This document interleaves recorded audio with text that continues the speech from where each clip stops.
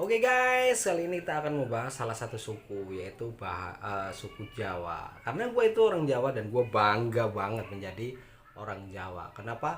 Karena Jawa itu adalah salah satu suku yang mempunyai banyak kosakatanya ya, banyak penjabarannya dari satu kata. Kalau ada yang bilang ya, kalau ada yang bilang negara terbanyak bahasanya di dunia itu Papua New Guinea atau Mandarin. Ini yang survei belum pernah main ke Jawa, cobalah diajak dulu ngopi ya, ngopi di Jawa itu nanti dikasih tahu lah bahasa bahasanya itu. Mungkin bahasa Jawa bisa jadi bahasa terbanyak di dunia. Kenapa gue bilang begitu ya? Coba kita sekarang cari satu kata, misalkan nasi ya, nasi beras. Kalau di bahasa Inggrisin itu cuma satu kata yaitu rice ya, beras, nasi. Kalau di Jawa itu kita lihat dulu ya, kita lihat dulu tempatnya di mana. Kalau masih di dalam masih dalam pohon itu ya bukan bukan ini bukan beras atau nasi, bukan. Kalau di dalam masih di pohon itu bahasa Jawanya itu pari. Kalau udah diambil dari pohon itu gabah. Kalau udah digiling itu jadi beras. Kalau beras yang ancur-ancur itu menir. Kalau udah dimasak itu jadi nasi. Kalau kebonyokan itu jadi bubur. Kalau dibungkus lontong itu jadi dibungkus daun itu jadi lontong. Kalau masaknya kekerasan masih di dalam panci itu jadi kerak atau intip.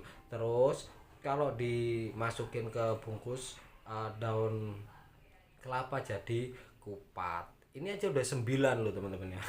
Udah banyak banget ya kan. Apalagi pohonnya, pohon pari ya kan, pari damen. Kalau udah dipotong, udah busuk, udah potong itu jadi damen ya. Satu kata aja itu kalau Jawa itu kan penjabarannya banyak, nggak cuman itu. Terus jatuh ya kan, bahasa Jawa, bahasa Indonesia ya jatuh jatuh. Kita naik motor jatuh, ke depan ya jatuh, ke belakang ya jatuh, ke samping ya jatuh. Kalau bahasa Jawa lihat dulu ya kan, jatuhnya kemana. Kalau dari atas ke bawah itu tibo ya. Kalau ke depan lihat dulu ke depannya. Kalau ke depan ke bawah terus ke depan itu ngelosor. Kalau terbang terus ke depan itu jungkel. Kalau dari depan eh, terbang ke depan terus palanya dulu yang masuk itu nyungsep ya kan, udah 4. Ke samping nih, ke samping kalau jatuhnya pelan itu guling. Kalau jatuhnya agak cepet itu gelempang. Kalau ke belakang itu geblak. Jatuh aja ada 7 kata loh teman-teman ya. Jadi apa nggak kurang banyak apa lagi gitu. Kalau ada yang bilang Papua New Guinea dengan bahasa terbanyak, Jawa itu lebih banyak. Ini ada 7, jatuh aja ada 7 kata ya teman-teman. Nah sekarang eh, kita minumlah, minum ya, minum. Minum, kalau kita minumnya dalam gelas ya, kita minum gelas nih, kita langsung minum. Itu namanya ngombe, kalau orang Jawa ngombe. Tapi kalau kita minumnya sedikit itu nyeruput ya. Ini udah dua loh, udah nyeruput. Kalau kita minumnya dari teko langsung ke mulut itu nenggak. Kalau kita airnya dalam wadah besar terus mulut kita dimasukin itu ngokok. Minum aja ada 4 teman-teman ya. Kurang banyak apa lagi ya. Sekarang apalagi misalkan buah.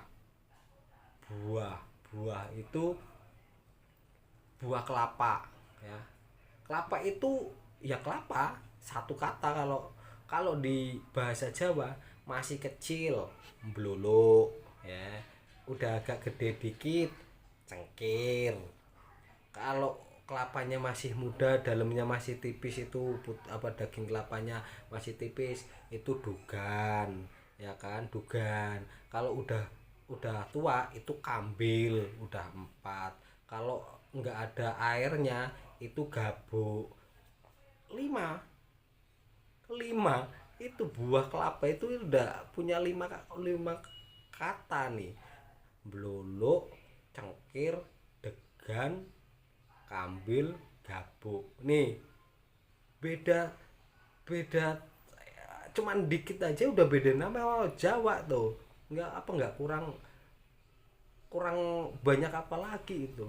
Sekarang itulah apa namanya, nangka. Nangka itu masih kecil itu bukan nangka, babal itu yang nggak jadi itu babal namanya. Tapi kalau udah eh, besar itu baru, kalau udah matang baru nongko.